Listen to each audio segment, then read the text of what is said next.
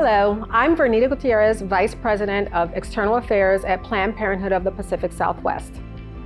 Our organization works to ensure broad public access to sexual and reproductive health care through direct service, education, and advocacy. We know that our communities count on Planned Parenthood for access to reliable information and high-quality, affordable, non-judgmental health care.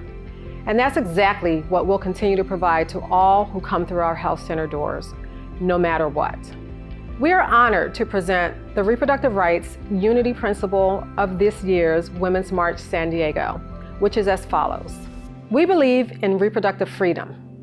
We do not accept any federal, state, or local rollbacks, cuts, or restrictions to our ability to access quality reproductive health care services, birth control, HIV/AIDS care and prevention, or medically accurate sexuality education.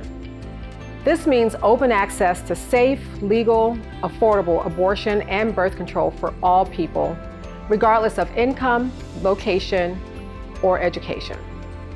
As we continue to organize and build, we must remember that regardless of any victories, there is still much work to be done.